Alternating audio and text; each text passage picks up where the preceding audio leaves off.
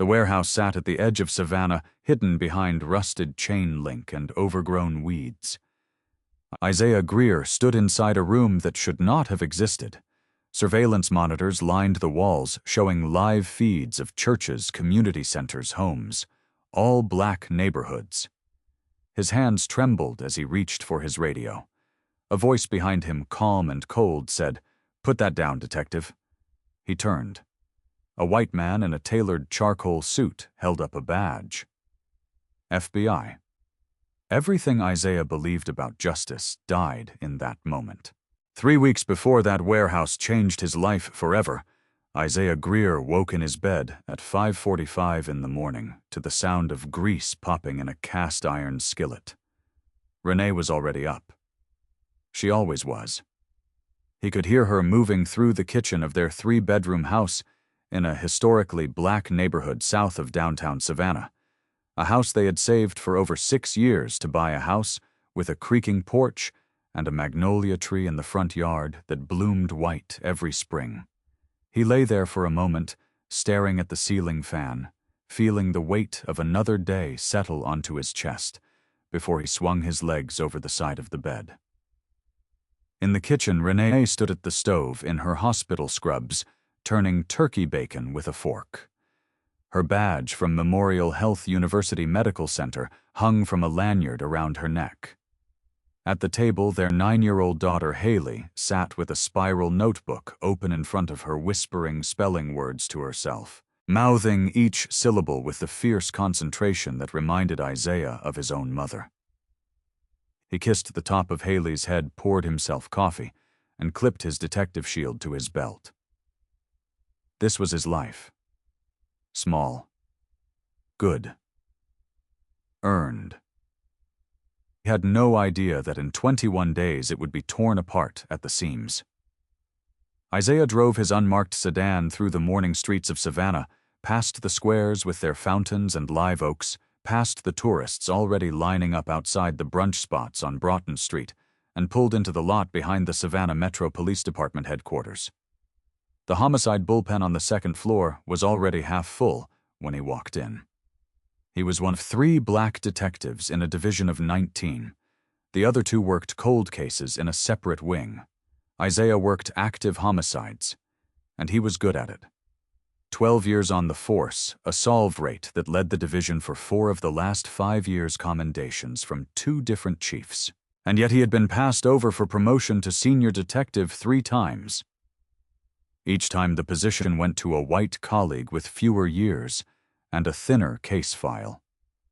Each time the explanation was vague. Not quite ready. Needs more leadership experience, the kind of language designed to sound reasonable while meaning something else entirely. He had learned not to argue. He had learned to let his work speak. But work, no matter how loud, could not shout over a system that had already decided how far a man like him was allowed to rise. He nodded to the detectives near the coffee machine. They nodded back.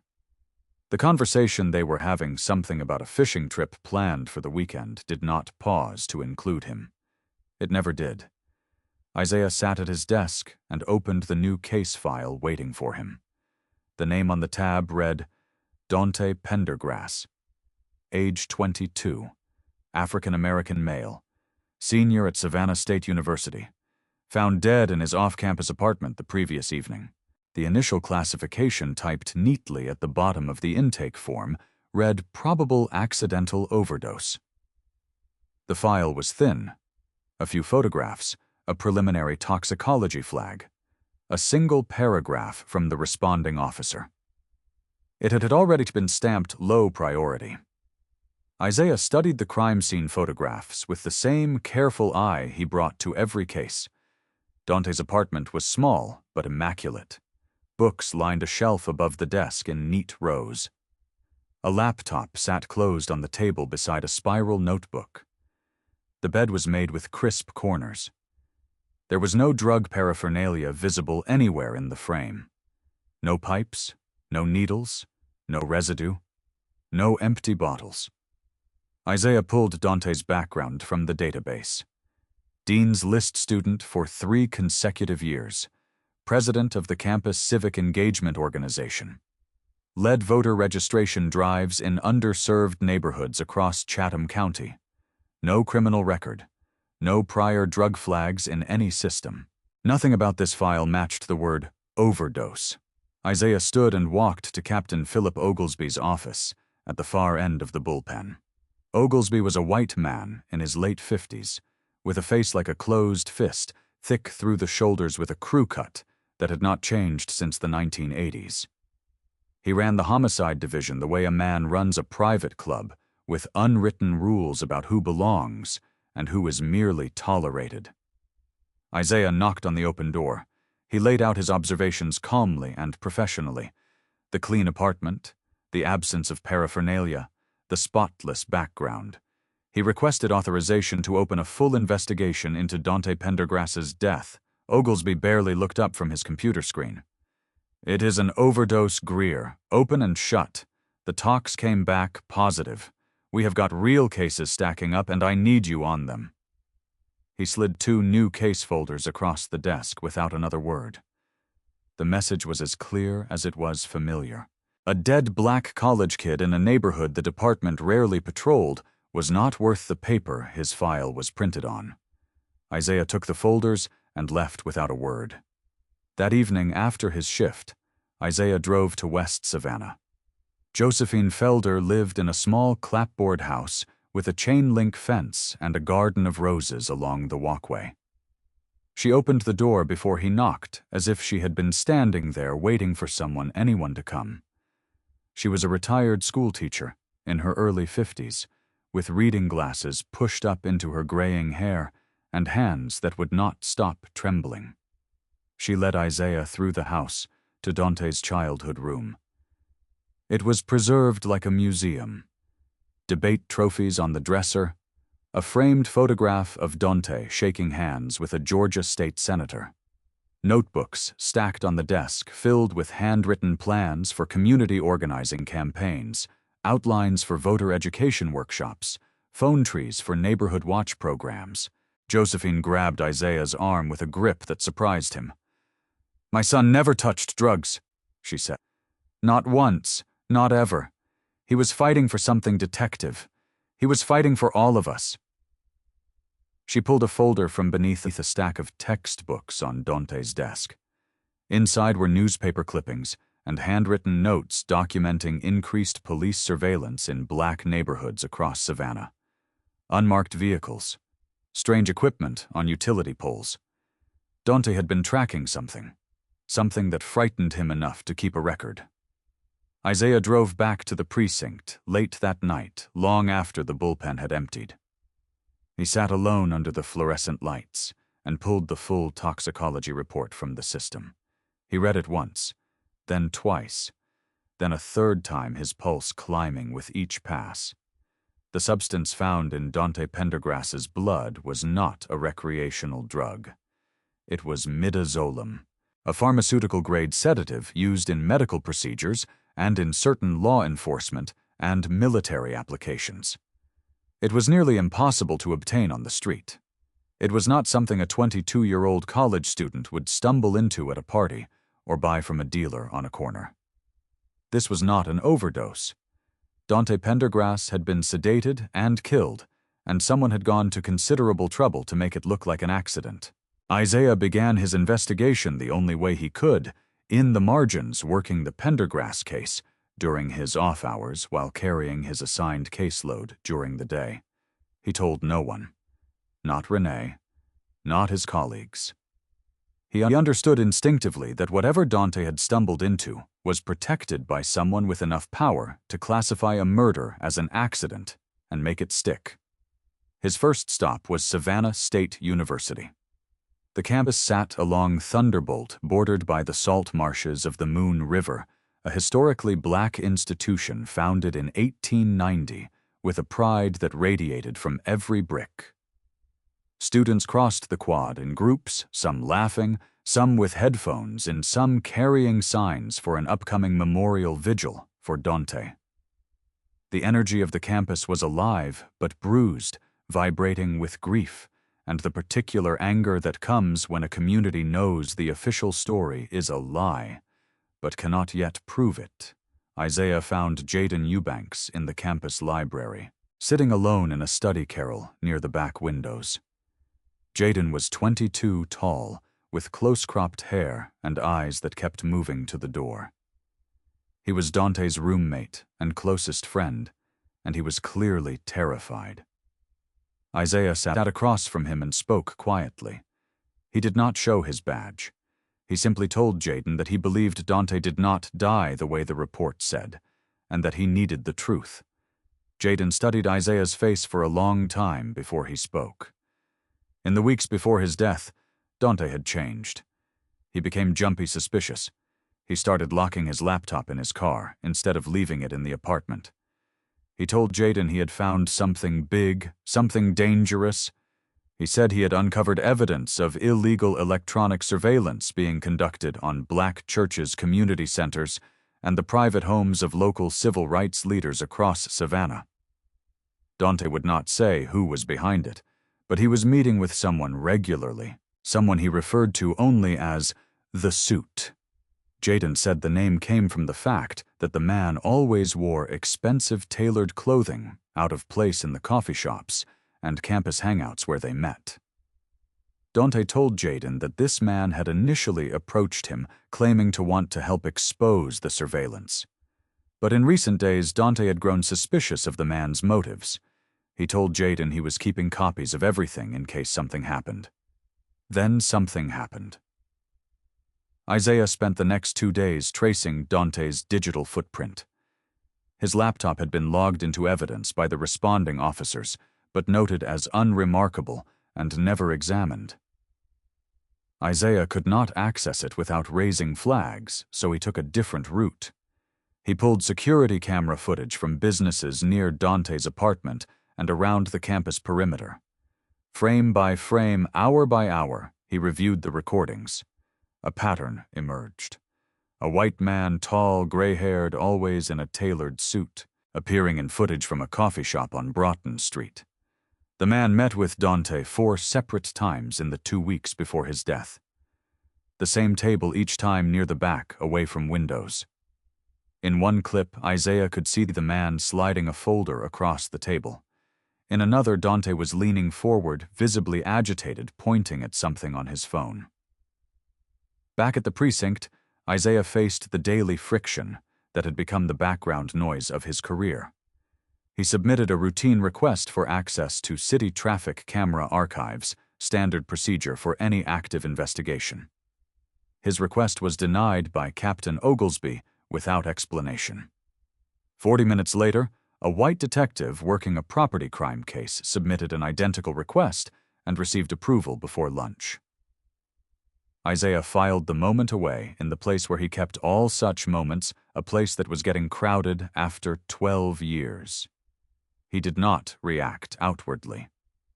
He had learned long ago that visible anger from a black detective was treated as confirmation of every stereotype the department already believed. His survival depended on composure, on being twice as professional, twice as patient, twice as controlled as anyone around him. So he controlled himself, and he kept working. Through a trusted contact at the Georgia Bureau of Investigation, Isaiah arranged to run facial recognition on the clearest frame of the suited man from the coffee shop footage. The process took 48 hours. The result came back with a name: Conrad Langford. White male. Age 56. A residential address in an upscale gated community on Wilmington Island, one of the wealthiest enclaves in the Savannah metropolitan area. No criminal record, no outstanding warrants, no prior contacts with law enforcement. On the surface, Langford looked clean. But clean men do not meet secretly with college students who end up dead. Isaiah returned to his desk that evening and entered Conrad Langford's name into the National Crime Information Center database, the same system he used on every case, the same search he had run thousands of times without incident. The moment he pressed enter, his screen froze. A red banner appeared across the monitor with 2 words he had never seen in 12 years of police work: restricted access. The search was blocked, locked, sealed behind a wall of classification that his credentials could not penetrate. Isaiah stared at the screen, his pulse hammering in his temples. Within 45 minutes, his desk phone rang. Captain Oglesby's extension. Isaiah walked to the office at the end of the bullpen and found Oglesby standing behind his desk, not sitting. Standing, which Oglesby only did when he wanted the height advantage. His face was flushed. His jaw was set. "Whatever you are doing, stop," Oglesby said. "Do not search that name again. Do not go near whatever this is." "That is not a suggestion, Greer. That is an order." Isaiah asked who had called. Oglesby did not answer. Isaiah asked why the search was blocked. Oglesby told him to get out of his office. Isaiah asked one more time, keeping his voice level and professional, what Conrad Langford's connection was to the department. Oglesby leaned forward, both hands flat on the desk, and said 5 words that Isaiah would remember for the rest of his life. "You are playing with fire." Someone powerful was monitoring Isaiah's searches in real time. Someone who could reach the captain of a police homicide division within minutes and shut down an investigation with a single phone call. And that someone did not want Isaiah Greer anywhere near the name Conrad Langford. Isaiah did not stop. He could not. Every time he closed his eyes, he saw Josephine Felder's face, her trembling hands, the trophies on her dead son's dresser. He shifted his investigation completely off the grid. No more department databases. No more official queries. No more searches that could be tracked, flagged, or intercepted. He worked from his kitchen table after Renee and Haley went to sleep, spreading public records, newspaper archives, property filings, and corporate registrations across the surface, while the house settled into silence around him.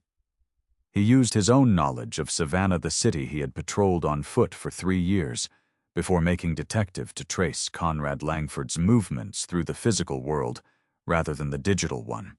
Langford was connected to a commercial property on the industrial outskirts of Savannah. Near the port, a warehouse registered to a shell company called Meridian Consulting Group. The company had no website, no public employees, no listed phone number. It existed only on paper, a legal ghost occupying a real building. Isaiah cross-referenced the warehouse address with the notes Josephine had shown him from Dante's folder. There it was. Dante had written the same address in his notebook, circled it multiple times in heavy ink, and next to it in block letters, "This is where they run it from." Isaiah drove to the warehouse on a Tuesday night alone, telling no one. The building sat behind a gravel lot bordered by shipping containers and overgrown palmettos. No lights were visible from the outside. No cars in the lot. He entered through a side door that had been left unsecured, the latch mechanism old and corroded. The main floor of the warehouse was empty, just concrete and dust, and the faint smell of motor oil. But along the back wall behind what appeared to be a bank of storage shelves, Isaiah found a seam in the drywall that did not match the surrounding construction. He pressed against it, and the wall gave way on a concealed hinge revealing a door. Behind the door was a room that stopped him cold. Surveillance monitors covered one entire wall, 12 screens arranged in a grid, each one displaying a live feed. A Baptist church on the west side. A community health center in the Kyler-Brownsville neighborhood. The front porch of a private home he did not recognize. The parking lot of a barber shop.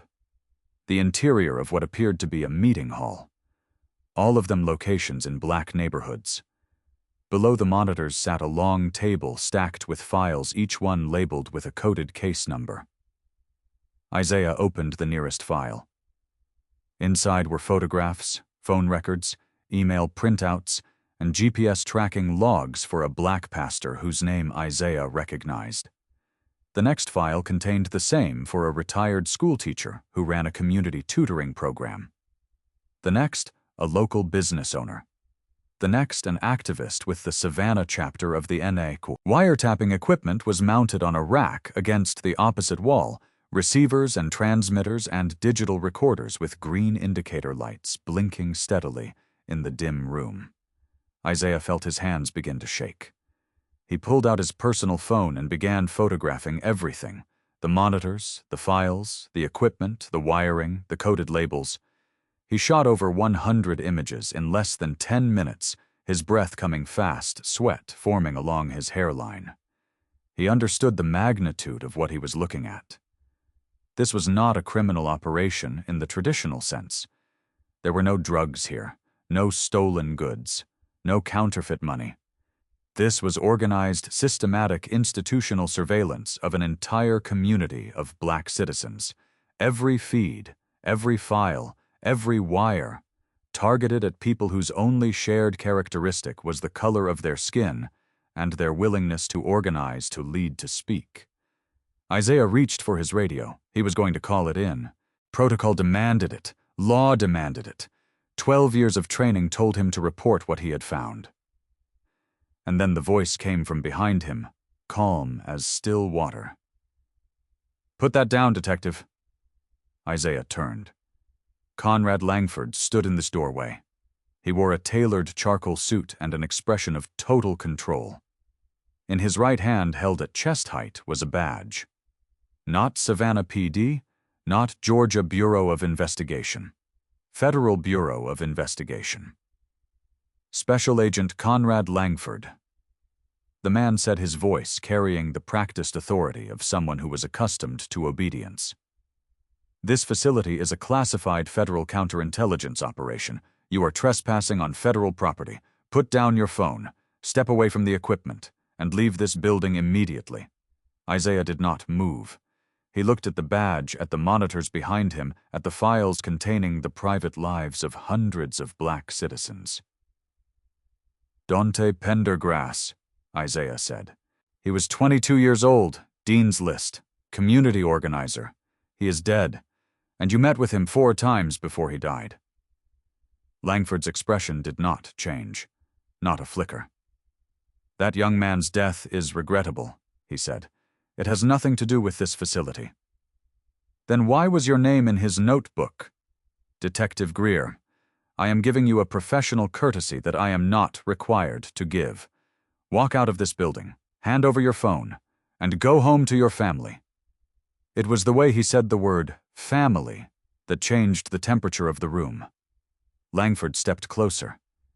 He spoke quietly, the way a man speaks when he wants every word to land like a nail. He told Isaiah that he knew where Renee worked her shifts at Memorial Health. He knew that Haley attended a school on Victory Drive.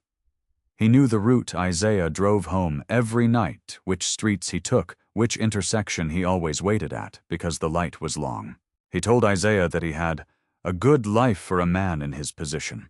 The phrase hung in the stale air of the warehouse like smoke. A man in his position, not a man in his profession, not a detective who had served with distinction, a man in his position. A black man. A black man who should understand the limits of what he was allowed to know, allowed to question, allowed to challenge. Isaiah drove home in silence. He checked his rearview mirror at every turn. His hands gripped the steering wheel so tightly that his knuckles ached. He was no longer investigating a local murder. He was at war with the federal government, and the federal government had just told him it knew where his daughter went to school. The next morning, Isaiah walked into Captain Oglesby's office and reported everything. He reported the warehouse, the surveillance equipment, the monitored feeds of black churches and homes, the FBI badge, the direct threat to his wife and daughter. He laid it out with the precision and clarity that had made him the most effective detective in the division. He expected pushback. He expected skepticism. He even expected Oglesby to question his judgment. What he did not expect was what actually happened.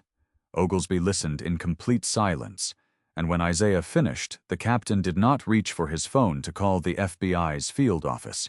He did not summon internal affairs to document a federal threat against a local officer. He did not contact the district attorney or the chief of police. Instead, he accused Isaiah of conducting an unauthorized investigation outside his assigned caseload. He accused him of trespassing on federal property. He accused him of potentially compromising a classified national security operation. He called Isaiah reckless. He called him a loose cannon. And then he said the words that made Isaiah's blood go cold. "You are a problem I should have dealt with years ago." Oglesby told Isaiah he had already notified Internal Affairs. Within 24 hours, a white man in a gray suit named Victor Halsey appeared at Isaiah's desk. Halsey was from the Office of Internal Affairs, a thin man in his 40s with rimless glasses and a legal pad filled with pre-written questions. He was methodical, precise, and clearly operating with a conclusion already determined. The interview lasted 3 hours. Every question was designed to trap rather than to discover. When Isaiah described the surveillance operation, Halsey asked if he had evidence of authorization for his search. When Isaiah described the threat against his family, Halsey asked if anyone else had witnessed the conversation. When Isaiah described the midazolam in Dante's toxicology report, Halsey asked if Isaiah was a qualified toxicologist. Every answer was rephrased in Halsey's notes to make Isaiah sound paranoid, erratic, and insubordinate. Isaiah could see these words forming on the legal pad upside down across the desk. Subject displays signs of obsessive fixation and unsubstantiated claims regarding federal personnel. The investigation was not being investigated. The investigator was being investigated. That evening, Isaiah turned onto his street and saw the cruisers. 2 Savannah Metro patrol cars parked in front of his house, lights off but engines running. The front door of his home was open. Renee stood on the porch with her arms wrapped around herself, tears running down her face. Officers were inside. A search warrant signed by a judge whose name Isaiah did not recognize authorized a full search of the property in connection with a narcotics investigation. Isaiah had never been the subject of a narcotics investigation in his life. He walked through his own home and watched strangers open his drawers, pull clothes from closets, leaf through Haley's school books. His daughter sat on the front porch steps with a neighbor clutching a stuffed bear to her chest, her eyes wide and glassy with a confusion that no 9-year-old should ever have to carry. The officers emerged from the garage holding a sealed package. Inside was a quantity of oxycodone enough to constitute a felony possession charge with intent to distribute. Isaiah had never seen the package before. He had never touched oxycodone in his life. He knew it was planted the moment he saw it, and he knew with equal certainty that there was nothing he could say in that moment that would matter. They handcuffed him in his own driveway. The metal closed around his wrists in front of his home, in front of his neighbors, in front of his wife, in front of his daughter. Renee's scream split the evening air. Haley's crying followed a high broken sound that burrowed into Isaiah's chest and stayed there like a shard of glass. He was put in the back of the cruiser. He was taken to the precinct. He was booked, photographed, fingerprinted. The mugshot captured a man who looked nothing like the detective who had walked into that building 12 years ago, with hope and purpose. By midnight, the story was on every local news outlet. Savannah detective arrested on drug charges. By morning, it was national. Social media amplified it with the speed and cruelty that only social media can. His photograph circulated with captions that turned him into a caricature. 12 years of exemplary service, hundreds of solved cases, thousands of hours of dedication reduced to a single image of a black man in handcuffs. The narrative was flawless in its construction. Another dirty cop. Another failure. Another confirmation of what too many people already wanted to believe about men who looked like him.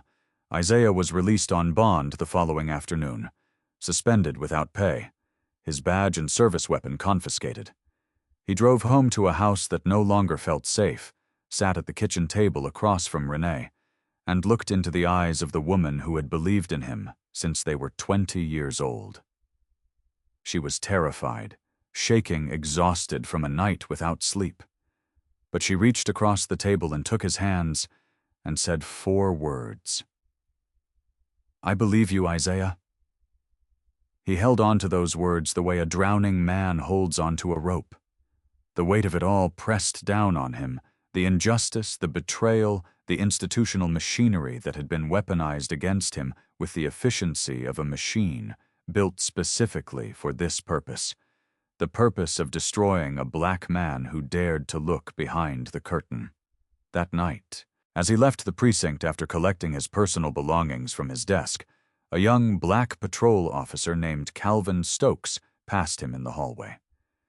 Their eyes met for less than a second. Calvin did not stop. He did not speak. But as their shoulders passed, Isaiah felt something pressed into his jacket pocket. He did not look at it until he was in his car with the doors locked. It was a folded piece of paper written in careful handwriting. "I believe you. The warehouse you found is not the only one. There are at least 3 more. I have been watching. Meet me at Forsyth Park, South Fountain, Wednesday, 6 a.m. Isaiah read the note 3 times. Then he folded it and pressed it against his chest. He was not alone. Forsyth Park, at dawn, was a different city. The wrought iron fountain at the south end stood surrounded by live oaks draped in Spanish moss, their branches forming a canopy that filtered the early light into pale gold. Morning mist drifted across the walking paths, and the only sound was bird song and the distant rumble of a delivery truck on Drayton Street. Calvin Stokes was already there, sitting on a bench near the fountain in civilian clothes, a black windbreaker zipped to his chin, and a worn composition notebook in his lap. He was 26, lean, quiet, the kind of officer who watched more than he spoke. He had been on patrol for 3 years, assigned to night shifts in predominantly black neighborhoods on the south side of the city. He never complained. He never drew attention. But he had been paying attention. Calvin told Isaiah that for the past 8 months, he had noticed patterns during his patrols that no one else seemed to care about. Unmarked white vans parked for hours near churches and community centers, always in the same locations, always at night. Small electronic devices being installed on utility poles by men in plain clothes who showed no identification and carried no visible work orders from the city. People entering and exiting commercial properties at 2 and 3 in the morning in neighborhoods where no legitimate business operated after dark. Calvin had documented everything in his personal notebook because he did not trust anyone in his chain of command to take a young black officer's observations seriously. He had seen how the department treated Isaiah, the most decorated detective on the force, and he calculated that a patrol officer with 3 years of service would receive even less consideration. So he watched, and he wrote, and he waited, and then he watched Isaiah get arrested for drugs he knew Isaiah never possessed, and he decided that waiting was no longer enough. Over the following 3 days, Isaiah and Calvin conducted a covert investigation of the 3 additional locations Calvin had identified. The first was behind a Baptist church on West Broad Street, in a rented commercial unit with blacked-out windows. The second was in the basement of a building adjacent to a community health clinic in the Hudson Hill neighborhood, accessed through an unmarked door at the rear of the structure. The third was in a rented office space near the Yamacraw Village housing area, disguised as a property management company.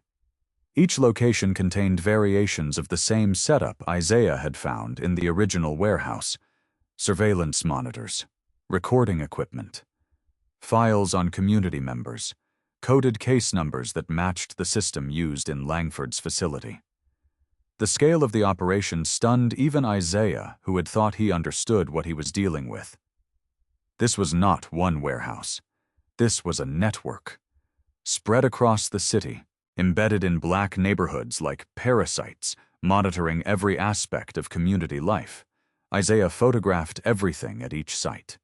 He and Calvin began mapping the network together, cross-referencing locations, targets, and equipment serial numbers.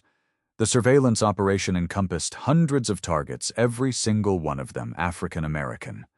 Pastors, teachers, business owners, college professors, activists, local politicians.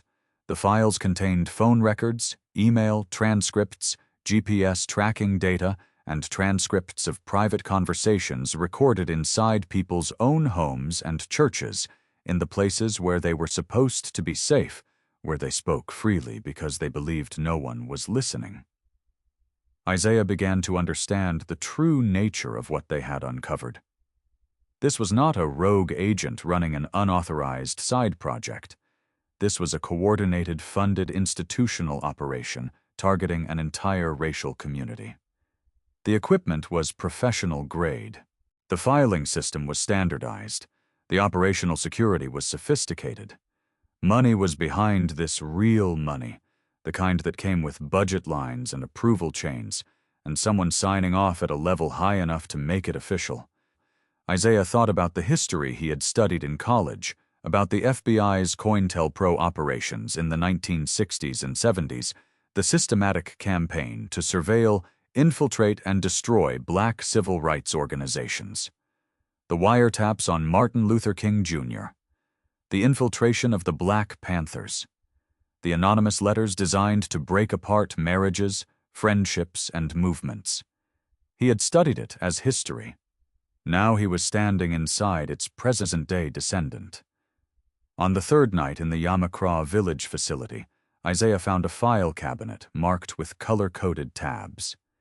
He opened the third drawer and began scanning the names. Community leaders he recognized, professors he had met, activists whose faces he had seen on the news. And then he found a file with his own name on it, Isaiah Greer. He opened it and felt the floor tilt beneath his feet.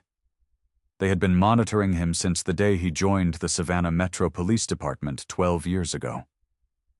Every phone call he had ever made from his personal cell phone, every text message, every conversation with Renee that had taken place within range of the listening devices, planted apparently inside his own home.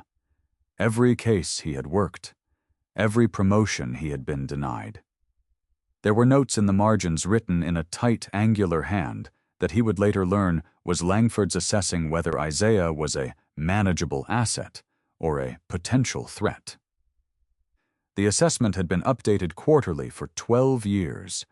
12 years of his life laid open and pinned like a butterfly in a display case by people who never saw him as a fellow law enforcement officer, never saw him as a colleague or a professional, or a man who had sworn the same oath they had sworn. They saw him as a subject, an object of study, a variable to be monitored, managed, and, if necessary, neutralized.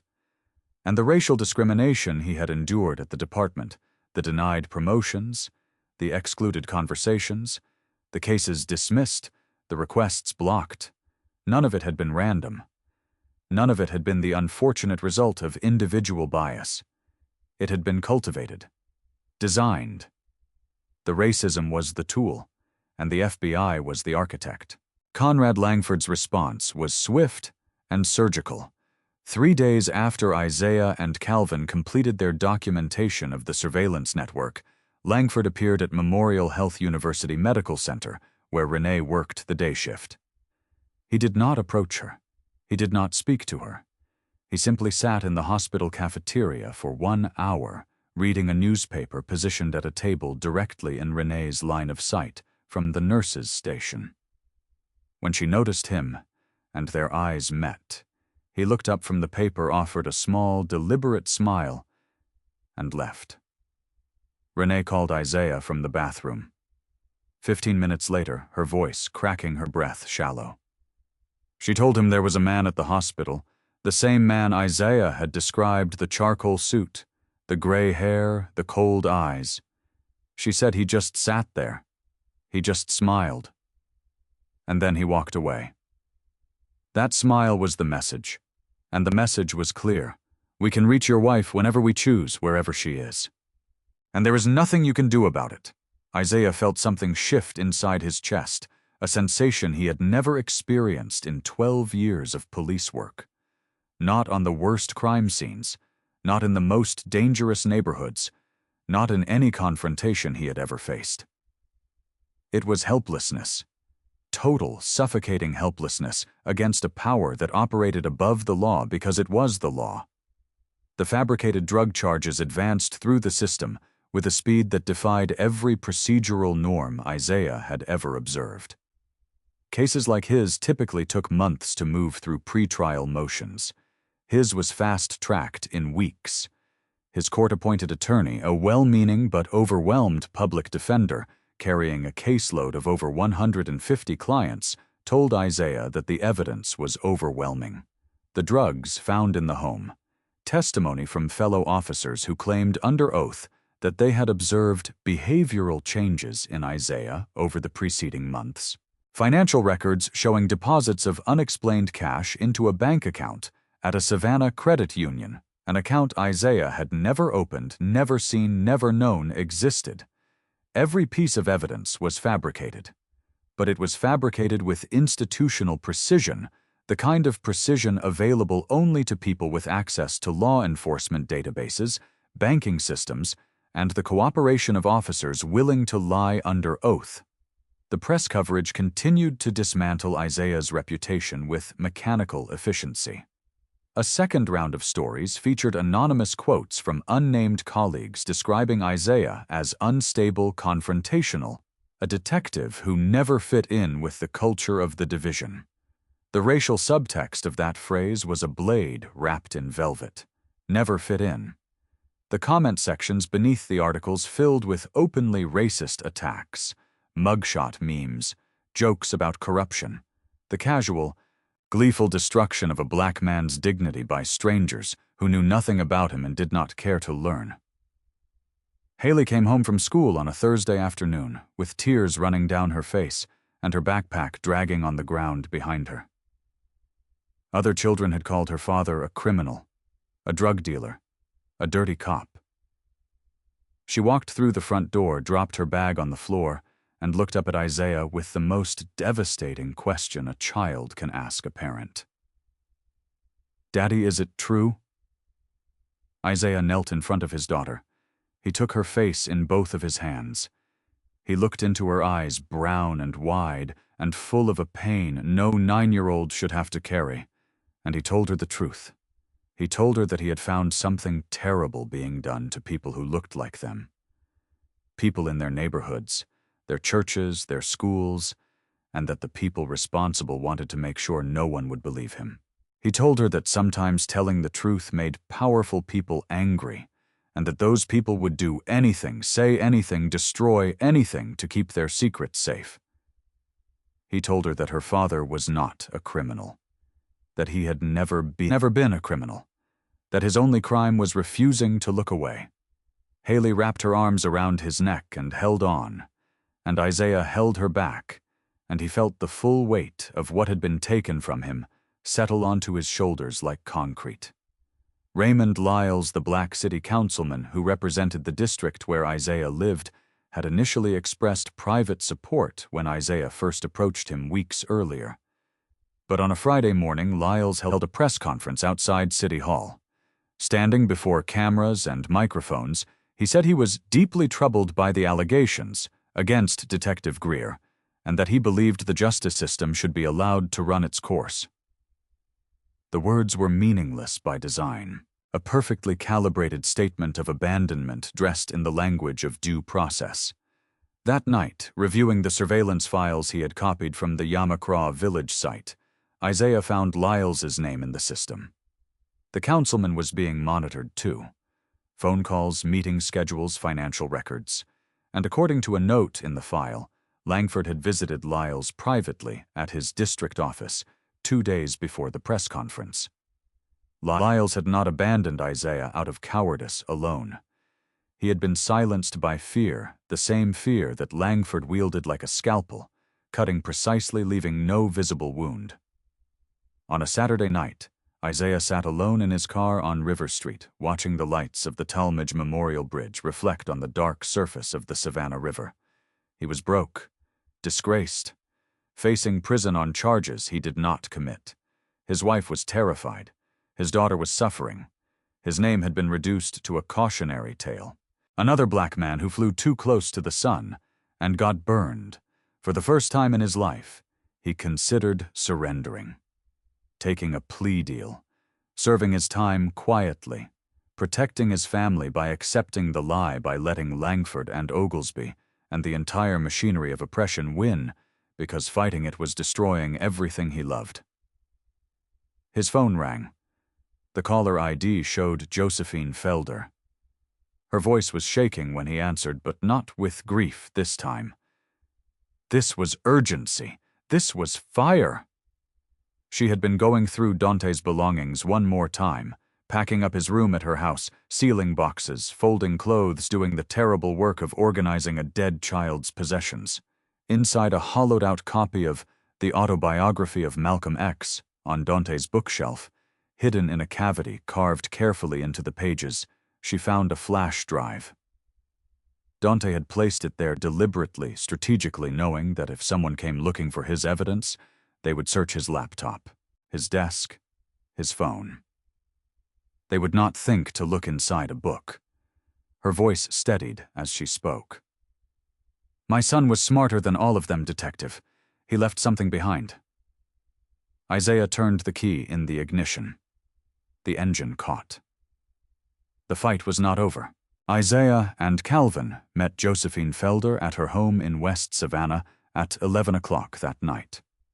The roses along her walkway were wilting in the summer heat, their petals curling inward, but the porch light was on, and the door was open before they reached the steps.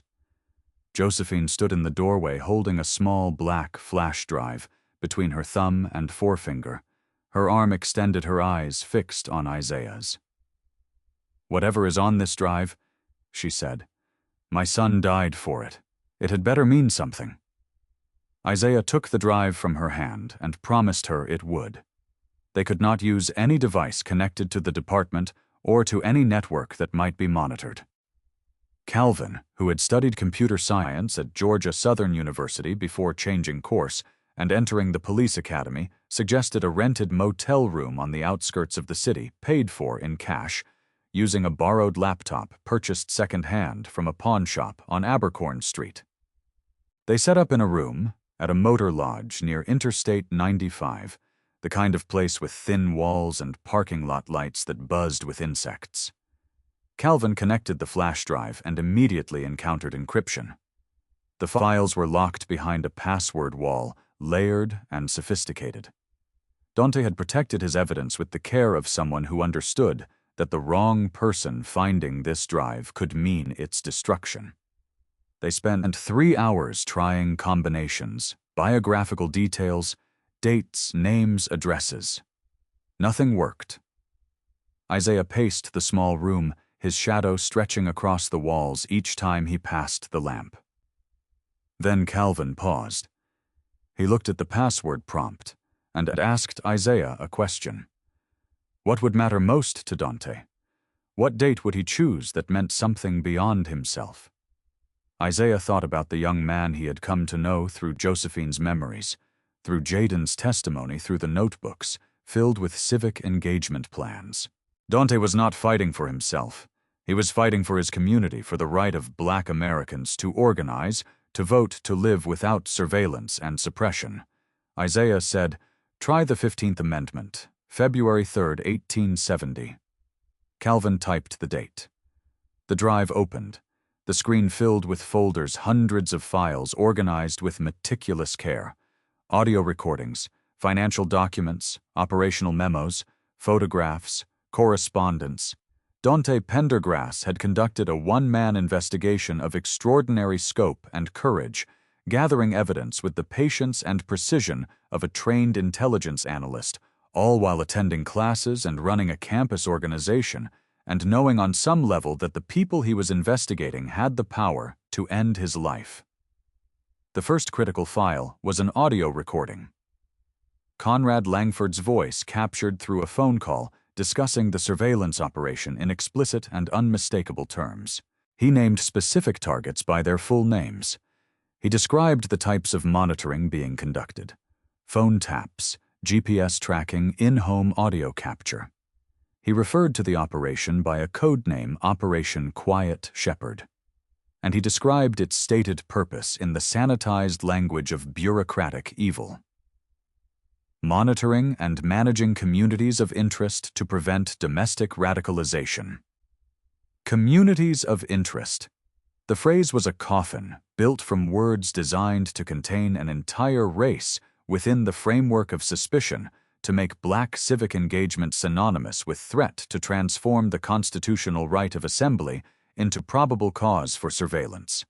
The second critical file was a set of financial records, federal funds traceable through a series of shell companies being funneled into accounts that paid for the surveillance equipment the warehouse leases, the vehicle rentals, the electronic devices installed on utility poles.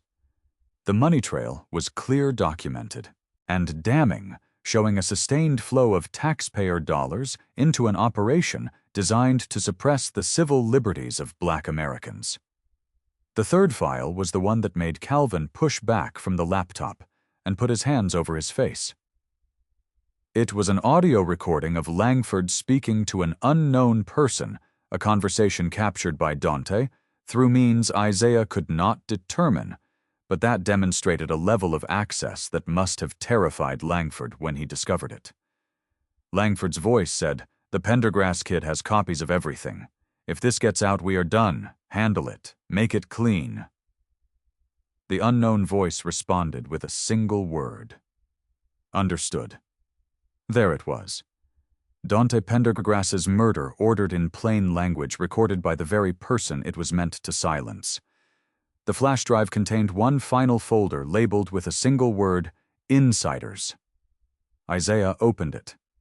Inside was a list, local law enforcement officers on the FBI's payroll, officers who had been actively facilitating Operation Quiet Shepherd by suppressing investigations, steering cases away from the truth, providing internal intelligence on department activities, and ensuring that Black officers within the Savannah Metro Police Department never rose high enough to become a threat. At the top of the list was Captain Philip Oglesby, receiving $12,000 per month for the past 7 years. Below him, Deputy Chief Warren Mabry, receiving $8,000 per month for 5 years.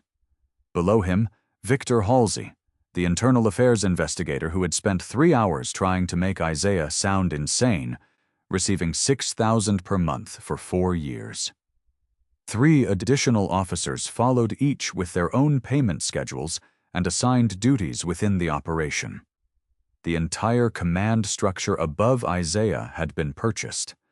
Every denied promotion, every dismissed case, every blocked request, every whispered comment about not fitting in, every evaluation that praised his work but questioned his temperament, every door that closed in his face for 12 years was not merely the product of individual prejudice. It was strategic, institutional, funded by the federal government and executed by men who wore the same badge he wore and swore the same oath he swore. The racism was never the disease. It was the delivery system. And the FBI was the hand that administered the dose. Isaiah understood with absolute clarity that he could not trust the local system. The police department was compromised from the captain's office to internal affairs. The local judiciary had signed the fraudulent search warrant without question. City government had been intimidated into silence. And he could not go to the FBI because the FBI was the enemy. He needed to go above the FBI, around the local system, and outside the reach of anyone Langford could call with a phone. He developed a 3-part strategy in one sleepless night at the kitchen table, while Renee lay awake upstairs, staring at the ceiling, listening to him pace. The first path was legal. Isaiah contacted Noah Hendry, a civil rights attorney based in Atlanta, with a national reputation built on cases exactly like this one. Hendry had argued before the 11th Circuit Court of Appeals. He had won landmark settlements against police departments in Birmingham, Jackson, and Charleston. He had the resources, the expertise, and the spine to take on the federal government. Isaiah drove to Atlanta on a Wednesday morning and sat across from Hendry in a conference room overlooking Peachtree Street. He laid out the evidence: the surveillance network, the financial records, the audio recordings, the kill order on Dante Pendergrass, the fabricated drug charges, the insiders list. Hendry listened without interruption for 45 minutes. When Isaiah finished, Hendry leaned forward and said, "This is the most significant civil rights violation I have seen in 30 years of practice. I will take this case and I will not charge you $1." Hendry immediately began preparing emergency motions to dismiss the fabricated charges against Isaiah and to seek a federal injunction against Operation Quiet Shepherd. He filed the motions under seal to prevent Langford from being alerted through court records. The second path was media. Isaiah contacted Adrian Cobb, an investigative journalist with a national newspaper known for its coverage of institutional abuse and government overreach. Adrian had broken stories on prison conditions, police militarization, and the surveillance state. She was fearless, thorough, and she understood that stories about Black Americans being targeted by federal agencies were not hypothetical scenarios from history textbooks, but ongoing realities that most of the country chose not to see. Isaiah provided her with copies of the evidence duplicated on separate drives stored in separate locations. Adrian reviewed the material and called Isaiah back within hours. "This is front page," she said. "Above the fold. I can have it published within 48 hours. The third path was federal oversight. Using Hendry's legal channels, Isaiah made contact with the Department of Justice Office of the Inspector General, the body responsible for investigating misconduct within federal agencies, including the FBI. He bypassed the FBI entirely, routing the complaint through Hendry's connections to the Deputy Attorney General's office. Every piece of evidence was transmitted through encrypted legal channels that Langford could not intercept through his existing surveillance infrastructure. But Langford's network was wider than Isaiah had calculated. Within 36 hours of Isaiah's outreach, something in the chain leaked. Langford learned that evidence of Operation Quiet Shepherd was in outside hands. His response was immediate and devastating. Through his contacts in the federal system, Langford secured a new set of charges against Isaiah: theft of classified federal documents, obstruction of a federal investigation, espionage. The charges were drawn from statutes designed to prosecute foreign spies, now weaponized against a black detective from Savannah, Georgia, whose crime was documenting the illegal surveillance of his own community. Arrest warrants were issued. Federal marshals were contacted. Local police units were dispatched to Isaiah's home to execute the arrest. Calvin Stokes, still inside the department, still carrying his badge, and his silence like armor intercepted the dispatch call on the precinct radio. He called Isaiah with seconds to spare. Isaiah grabbed the duplicate evidence drives from their hiding place beneath a loose floorboard in Haley's closet. Renee took Haley and drove to her sister's house in Hinesville, an hour southwest of Savannah. Isaiah watched their taillights disappear down the street and felt something tear inside him, the particular agony of a man sending his family away because staying near him has become a danger. Then he ran. He moved through Savannah at night, the way only a man who had walked its streets for 15 years could move. Through the narrow lanes of Cuyler Brownsville, where he had chased suspects on foot as a young patrolman. Past the iron gates of Forsyth Park, where Calvin had first handed him the note that changed everything. Through the back alleys of the historic district, where the gas lamps threw long shadows across cobblestones laid by enslaved hands 200 years ago. Patrol cars crisscrossed the streets behind him, their lights sweeping through intersections he had already passed. He heard his own name on the scanner frequencies, his own description broadcast across the city he had protected for 12 years, a city that was now hunting him. He reached the federal courthouse on Bull Street at dawn. The building stood white and columned in the early light, the American flag hanging limp in the humid morning air. Isaiah walked up the steps, his shirt soaked with sweat, his hands clutching the evidence drives, expecting to be alone, expecting to walk into an empty lobby and beg some early-arriving clerk to listen to a story that sounded like paranoia from a man the news had already convicted. But the atrium was not empty. Noah Hendry stood near the security desk, in a charcoal suit and a crimson tie, a leather briefcase at his side.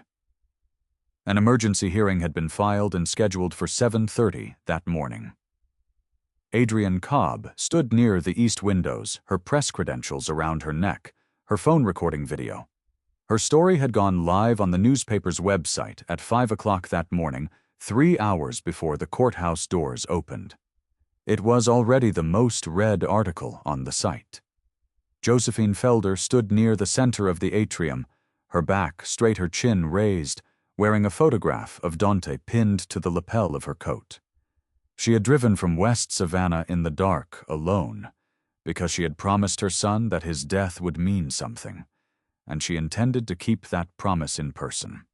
Calvin Stokes stood beside her in civilian clothes, his composition notebook in his hand, ready to testify. And at the center of it all stood a woman Isaiah had never seen before.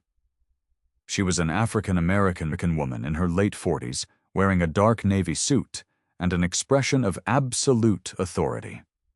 She extended her hand to Isaiah and introduced herself as Camille Merriweather, Deputy Director of the FBI's Office of Professional Responsibility. She told Isaiah in a voice that carried the weight of 2 years of frustration that she had been investigating Conrad Langford and Operation Quiet Shepherd from inside the FBI since its existence first surfaced in an anonymous whistleblower complaint. But the operation was protected at high levels. Evidence was destroyed. Witnesses were intimidated. Internal investigations were blocked. She could not bring it down from the inside alone. She needed what Isaiah had. She needed what Dante Pendergrass had died to protect. "You did what we could not, Detective Greer," she said, holding his hand firmly, looking him directly in the eye. "You did not stop." The unraveling of Operation Quiet Shepherd happened with a speed that matched the years of silence that had protected it. Conrad Langford was arrested at his home on Wilmington Island by federal marshals at 6:45 on a Thursday morning, pulled from behind the gates of his waterfront property, in the same kind of tailored suit he had worn the night he threatened Isaiah's family. He was charged with conspiracy murder in the first degree, in connection with the death of Dante Pendergrass, civil rights violations under federal statute and abuse of federal authority. His face, which had operated in shadow for years behind the shield of a badge and the armor of classification, was broadcast on every news channel in America by noon. Captain Philip Oglesby was arrested at the Savannah Metro Police Department in the middle of the afternoon shift. He was escorted from his office in handcuffs, past the desks of the detectives he had commanded, past the bullpen, where he had systematically suppressed every black officer who threatened to see too clearly. Deputy Chief Warren Mabry was arrested at his home. Victor Halsey was arrested at the Internal Affairs Office, where he had spent 3 hours trying to twist Isaiah's testimony into evidence of instability.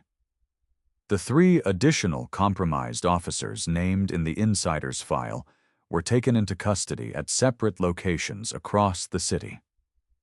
The Savannah Metro Police Department was placed under federal oversight by order of the Department of Justice. Every fabricated charge against Isaiah Greer was dismissed.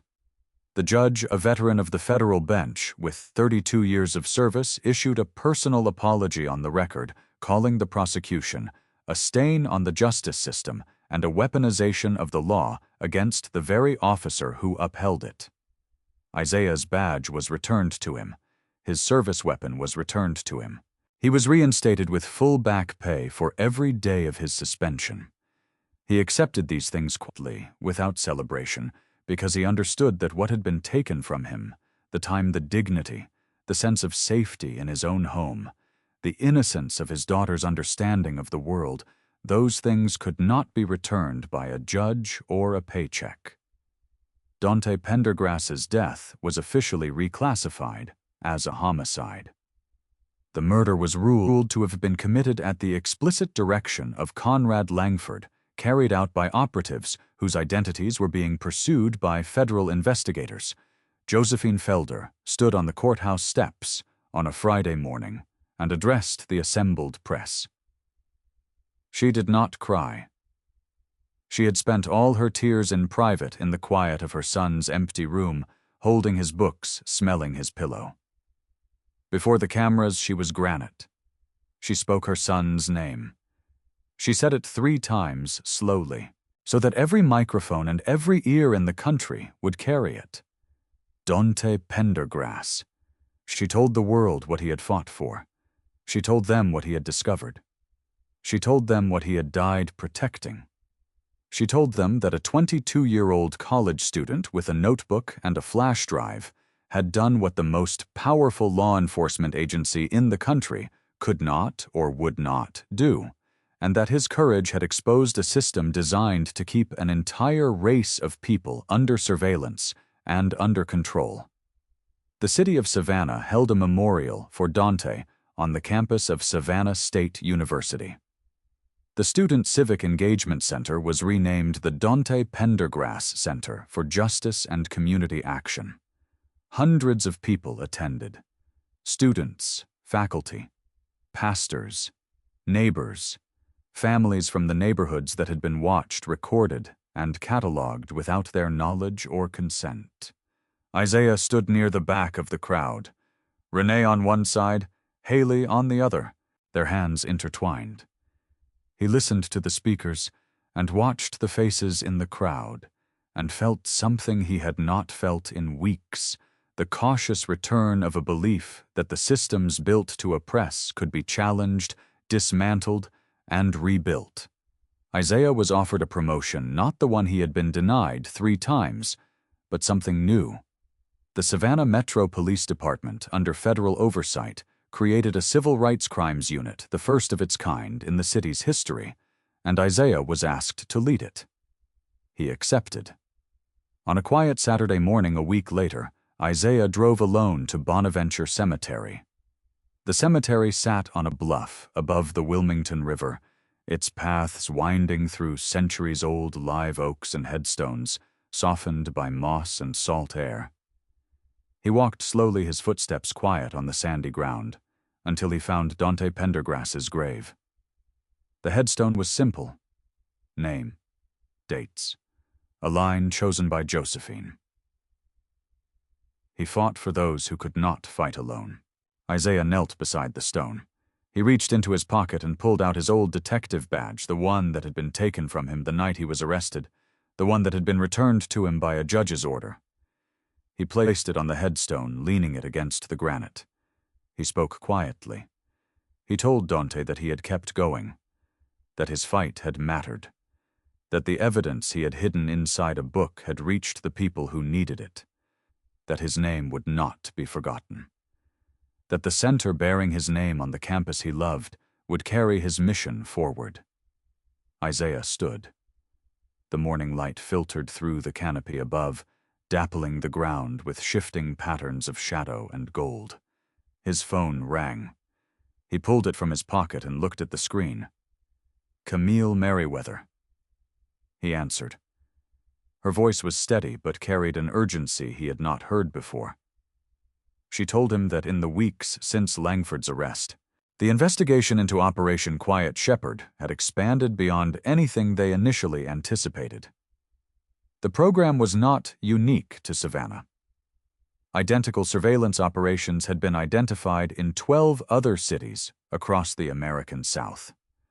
Hundreds of thousands of Black Americans had been monitored, cataloged, tracked, and controlled without their knowledge. The scope was staggering, a modern architecture of racial surveillance built in plain sight, hidden behind classification markings and budget codes, and the institutional arrogance of an agency that believed it could never be held accountable. "We need someone to lead the national investigation, Detective Greer," Camille said. "Someone who understands what this costs. Someone who has felt it personally. someone who was told to stop and refused. Isaiah paused. He looked at Dante's headstone. He looked out at the cemetery, at the ancient trees, and the quiet river, and the city beyond, a city built on land that had been worked by enslaved people. A city where black men and women had been fighting for the right to exist fully and freely for 400 years. He raised the phone back to his ear. When do I start? The systems designed to silence are only as strong as the silence that protects them. One person who refuses to stop, who refuses to accept the lie, who refuses to believe that their voice and their community do not matter, can bring the entire structure down. But the work of justice is never finished. It does not end with one arrest, one trial, one headline. It begins there, and it continues for as long as there are people willing to carry it. Now that you have reached the end of this story, take a moment and think about this question. If you discovered that the very system sworn to protect you was secretly working against you and everyone who looks like you, would you risk everything to expose the truth? Or would you protect yourself and stay silent? Drop your answer in the comments below, because your voice matters, and conversations like this one are where change begins. If this story moved, you hit that like button to help it reach more people who need to hear it. Subscribe to this channel so you never miss a story that fights to be told. And share this with someone you care about, because the more people who hear these stories, the harder it becomes for the truth to be buried. Thank you for being here. Thank you for listening. Thank you for caring enough to stay until the very last word. May you carry the courage of the people in this story with you, and may you never be afraid to stand up when the world tells you to sit down.